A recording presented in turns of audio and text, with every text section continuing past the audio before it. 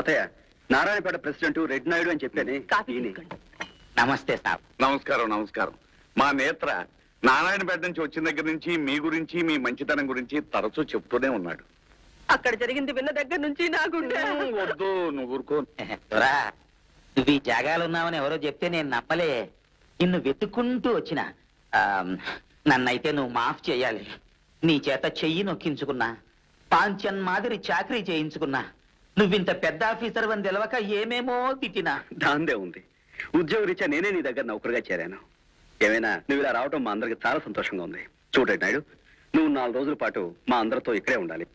లేదు దొరా, నేను జర పని అయితే చూసుకొని జల్దీలా ఊరు పోవాలి. గడ్డ ఎలా మళ్ళా నేను ఉండలా 4 దినాలు మీ ఇంట్లో. నువ్వు ఇక్కడ 4 దినాలు ఉండాలా, లేకపోతే గడ్బిడైపోతుంది మళ్ళా. జర పొరగడు ముచ్చట పడిండు. మంచిగా 4 రోజులు ఉండి పండ్రి.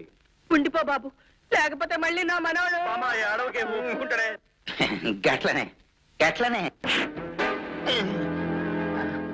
ఇదేం దొరా నన్ను ఇట్లా కొడుతున్నావు? ఎవరు నువ్వు? నేత్ర ఇక్కడే ఉన్నాడు అని కబురు చేసింది నేను, నిన్నిక్కడికి రప్పించింది నేను. మా ప్రతి పనికి అడ్డొస్తున్న ఆ నేత్రను చంపి తీరాలి. కాదొరనా? దొరకి నేనంటే చాలా అభిమానం. నా వల్ల అయితే కాదు దొరా.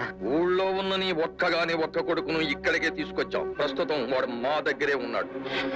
ఈ సర్పభూషణ్ రావు మాట కాదంటే వాడిని ప్రాణాలతో చూడలేవు. చూస్తావా వాడి అవస్థ?